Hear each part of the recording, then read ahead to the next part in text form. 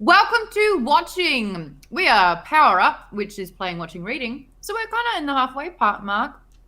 Hi, I'm Maude, Garrett, and I'm trying to eat runts really subtly and not doing a very good job. Joined by Trisha Hirschberger.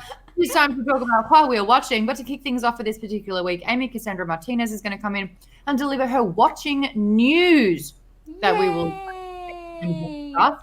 All right, here we go. Amy's here. Yay! What's news? So, back on September 24th, 2013, Agents of S.H.I.E.L.D. premiered on ABC. Wow, that was a long time ago. So, it has officially ended. This is Marvel's longest running live action show, and it ended with some high ratings. So, it ended its 7-season run on ABC.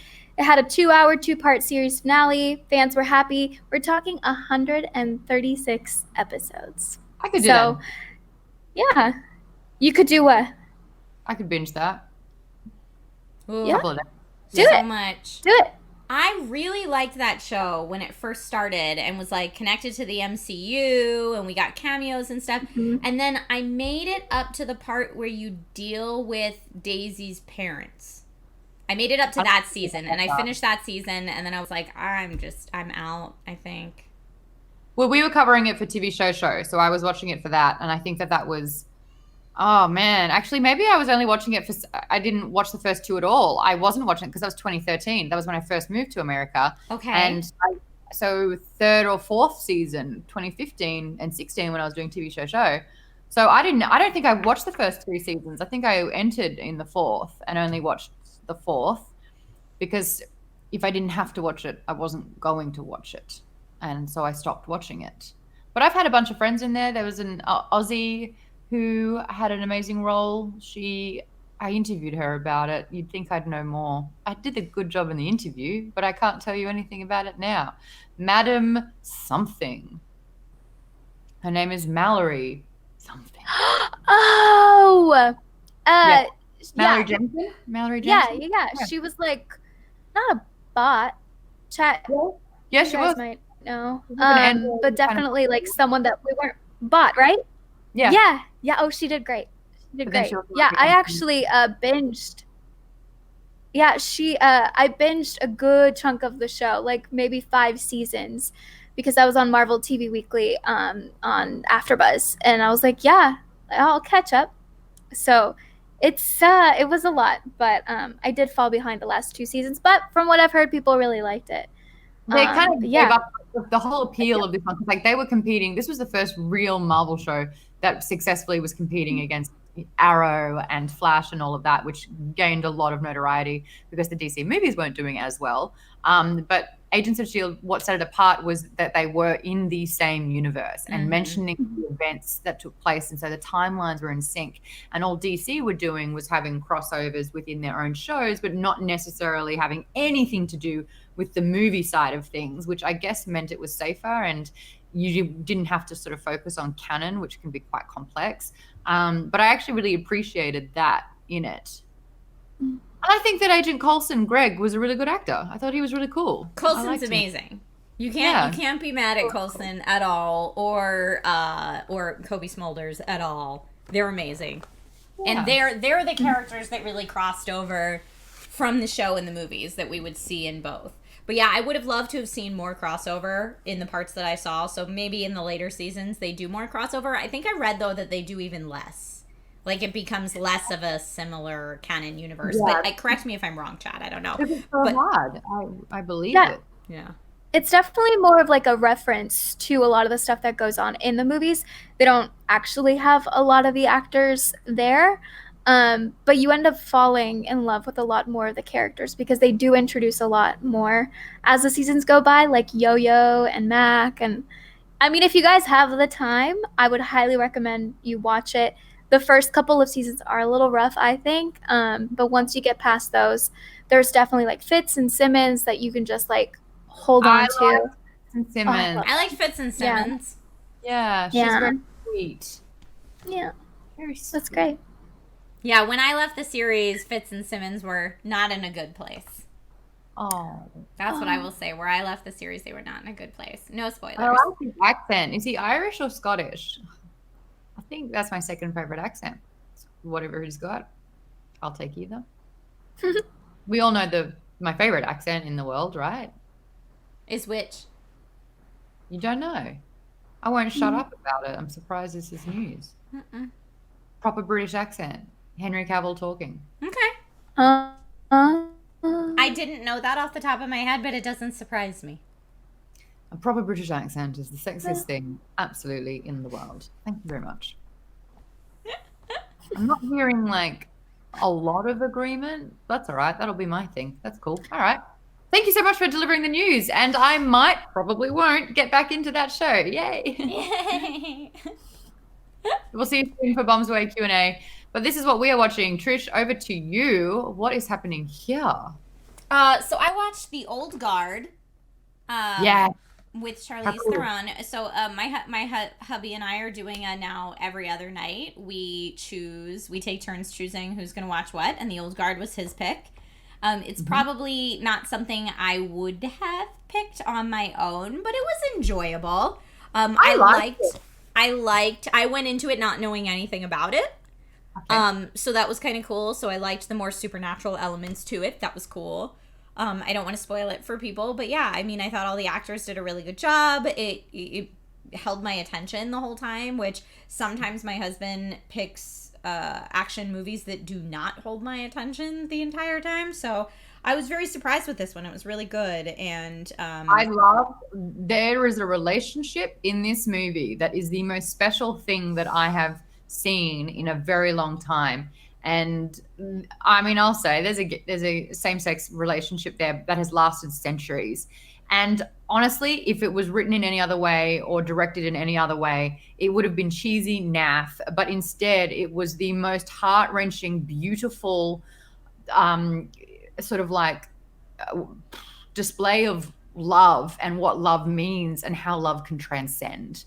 And there's one scene that I think I like started crying because it was so overwhelming and just profound and wonderful. Yeah. And for that alone, it carried the whole movie for me. But like Charlize Theron is amazing in it, had a good story. There was a lot of diversity, and it wasn't like shoehorned in for the sake of it. It was done in a really wonderful way. And I think that is great. And that is a testament to like stopping people being like, well, that's just not how it is. And that's not realistic. And it's just like, yeah, but representation is so important, and there's so much of it here because they can, and it worked, and it's not trying to buck the system, but it's just, I don't know. I think it's incredibly realistic.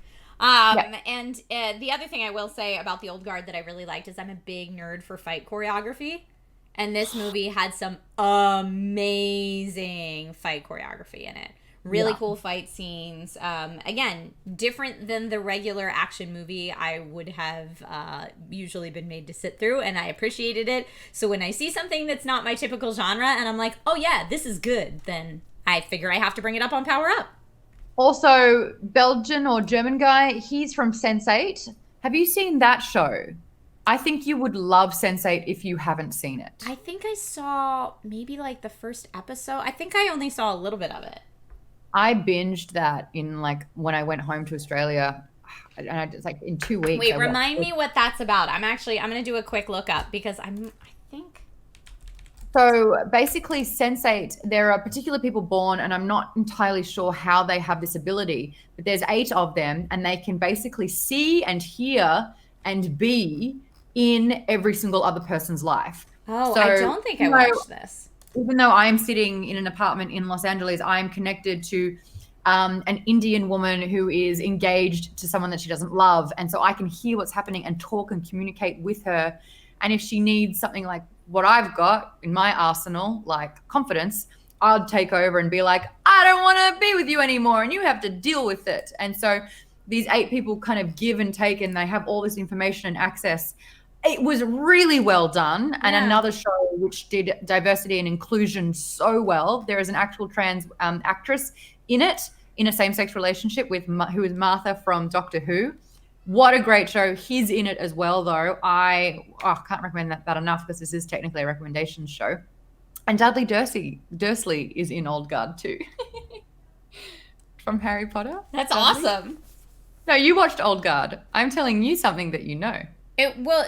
Dursley was who though? Dudley Dursley, the cousin. Yeah, I remember who he was in Harry Potter. Who is he in Old Guard? He's the big bad pharmaceutical money dude. Shut up. Yes. No way.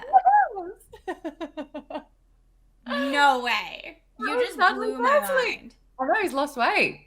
And he's grown up. Looks so different, but now that you've said it, I'm like, yeah. My mind was just blown. My mind was just blown. That was crazy. 100% crazy. Thank you for telling me that. I cannot wait to tell my husband because I'm sure he didn't realize that either. Okay, cool. I'm glad I can help with that. I was just like, man, what like a skeevy dude. Like, he makes a real good corporate I hate your face character. Yes, I don't care if they die. We're going to make so much money. No wonder. Dudley Dursley. Yeah. That's crazy. Yeah. The other thing that I've been watching, and this is such a weird one, but as a kid, I loved the movie Gone with the Wind. Gone with the Wind. Like, I loved it. Big, beautiful dresses, like big staircases. Like, as a little girl, this was like the one girly thing that I was into as a kid because it was melodramatic, it was theatrical. I already was a drama kid and I was into it. Now that I get older, I of course realize how problematic this film is. And watching it again, you're like, oh, yeah. And I was also into film history, so I knew that the actress who played Mammy was nominated for, or was the first African-American to win an Oscar for supporting actress.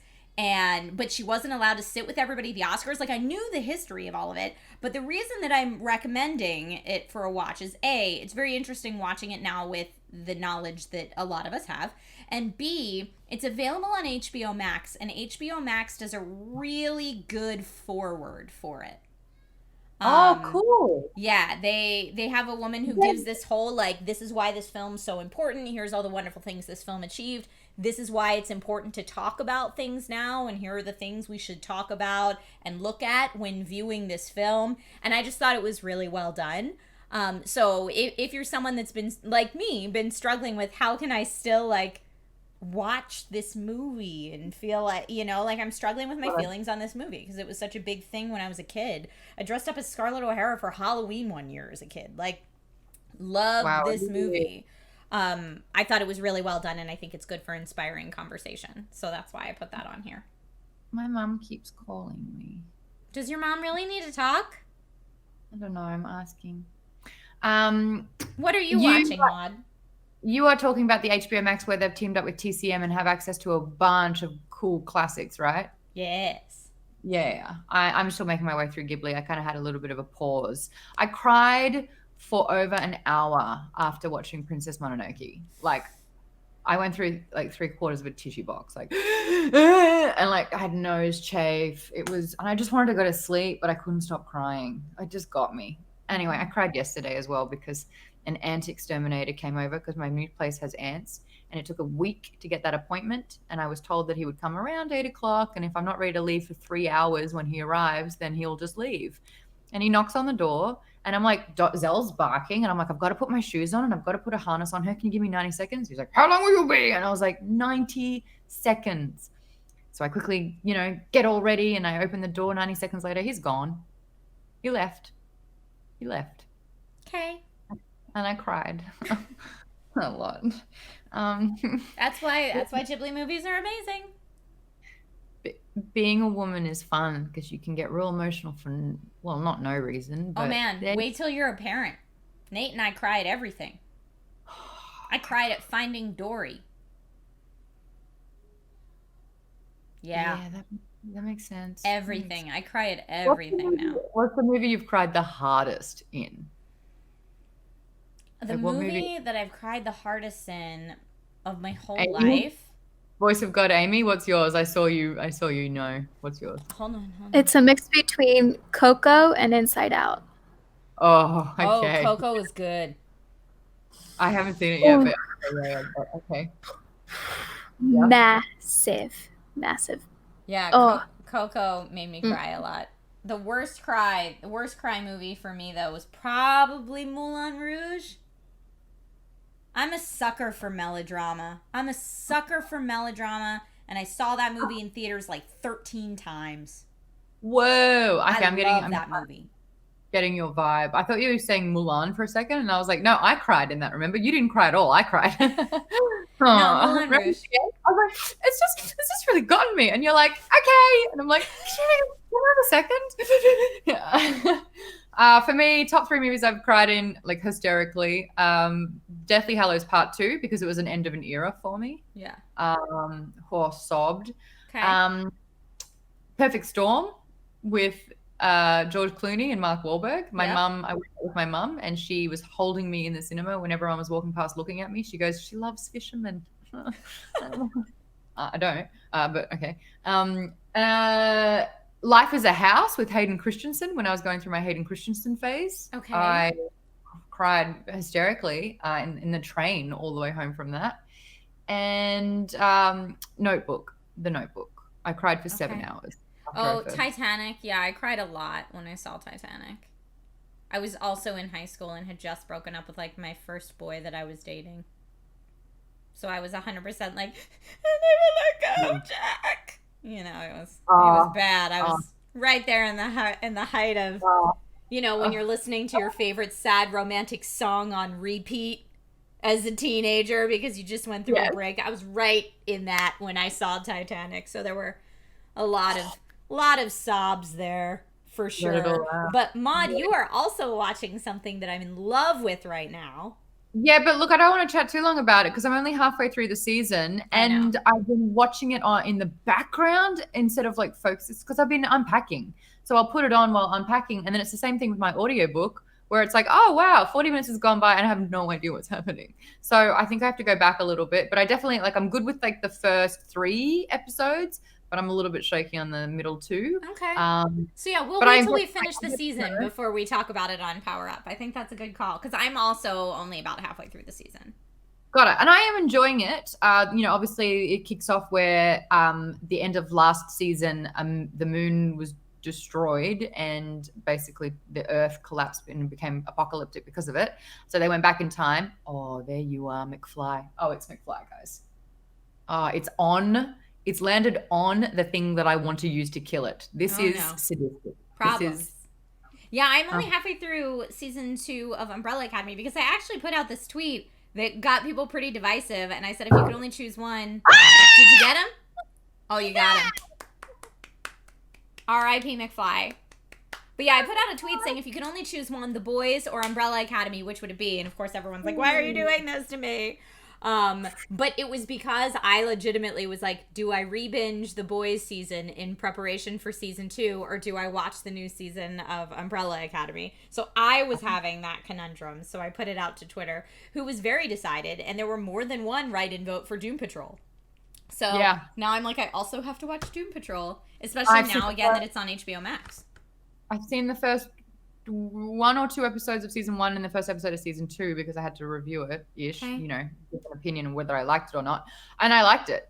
I dug it. So I think I'm the same. I've got to finish Umbrella Academy. Probably won't rewatch season 1 of The Boys because I liked it the first time and I'm happy to just, you know, take off into the second season. That was a pun, but it was bad. Yeah. Love The Boys. Big fan. All right, let's get into some Bums Away Q&A. Hey, Amy. Hey, me. Hi. So, hey, that's me. We have a frozen Amy, but at least we can hear your voice. Oh, now you're back. Hello. Okay, so this one is from Patreon, Twitch. Get your questions ready. This one's from Ollie Morrison. If you could create your own perfect geeky sanctuary, what would it look like and what would you put in it? There is part of me that thinks that the Ewok kind of treetop scope on the moon of Endor is pretty cool. I like that vibe, that rainforest kind of chic. Yeah, I would 100% recreate Bag End. Oh, yes. I should have been able to answer that for you. Mm-hmm. I mean, that's why, like, we talk about doing that someday when we have enough money. Like, in our backyard, going into the hill and making a replica Bag End. It would be amazing. We could Airbnb it out. That's my retirement plan. This is a short person privilege. As a tall person, I would not be able to stay there. Well, we would have to make it large enough for tall people if we wanted to Airbnb it out. Also, my husband is like almost 6'2", and if he couldn't get in it, he would be super mad. That would be devastating. I would feel like Gandalf coming with a quest, though. Hello, Trisha! It is I! It is time for an adventure! Well, Maude, if you ever make it to Hobbiton, they have different size fronts of the Hobbit holes. So, like, this is the one you stand next to if you want to feel human size. This is the one you stand next to if you want to be Hobbit size. And, like, all the props and stuff outside, like all the set deck, is sized appropriately for that scale. So I actually have pictures of myself where, like, I seem big and pictures of myself where I seem tiny. And it's awesome. So good. How did it feel being big for a second? It was very bizarre. I'm not used to it. I remember if I like do this, especially at a concert, I was like, man, concerts suck when you're a bit short. Oh, like yeah. I'm always in someone's way. So I'm just like, I'm sorry. Well, anytime I tried to like vlog my experience at a convention like E3 or something like that, all people see is the like people's shoulder blades as I'm going through the crowd, because that's where my eye level is. And Amy, I know you feel me on this. You go through and you see lots of shoulder blades, and then it's like, especially like at Comic-Con, if there's like a booth signing that I wanted to see, even if I'm only like 2 rows of people back, inevitably the 2 rows in front of me are all over 6 feet tall. I can't see anything, so then I'm the idiot holding my phone up in the air trying to look at my phone screen to see the people. Like, to give myself an extra 2 feet of height, and then at least I can see it through my phone, which is better than not seeing it at all. I can find people in crowds. That is one of my mild superpowers. They're like, where's Sandra? And I'm like, I don't even there. She's just there. Well, yeah, the short person version of that superpower is being pretty good at dodgeball. I can't find people in crowds, but I can, like, wiggle away from something flying at me fairly easy. Yeah, okay, that's how I'll die. All right. Well, but I'll see it coming. Yup. Do you have a good question? Yes. STS2884 asked, which show has had the best ending in your opinion? Best ending show. Best ending. Let me quickly Google it for a top 10 list, and then one of them will probably be mine. That's a good idea. You should probably tell me what's on that top 10 list, too. Let me read them out. I can think of worst endings easily, but best endings are harder to think about. The best, they're saying best TV finales ever. Friends. Don't do click for next slide. One of those sites. Yeah. 24. Didn't watch it. That's it? That can't be it. Just Friends and 24. That can't be it. This is on EW as well. Oh my god. The article was written like 2.5 months ago. No. Your Blood in chat says Sopranos, and I know that people were very divided by the Sopranos ending. You know what I will say? This is going to be such a like random one, but HBO's The Leftovers. Oh, I haven't finished it. I thought The Leftovers ended very well. I haven't finished it. The Wire, 6 Feet Under. Here we are. Seinfeld and Battlestar Galactica. Ooh, Star Trek Next Gen. Frasier. Cosby Show. My bad. Sopranos is on here. Buffy the Vampire Slayer. I'm doing my rewatch, so maybe that for me. Well, but here's the thing. Do they mean the original Buffy ending, or like once it continued to UPN, the ending after all that? What? Maybe the original. Oh, The Leftovers is on here. Number 24 of 25. You made the cut. Hey! And classy librarian first said Breaking Bad. Breaking Bad. Yeah, I think Breaking Bad. It felt oh wait. They filmed it like years later. They did that one, remember? They like did that last little chunk where they filmed it like 8-10 years later, and it's supposed to be like a year later or whatever. And a couple of them don't look nearly the same. One of them being Jesse Plemons. He was definitely changed. Okay. Anyway, I'm going to say Buffy then.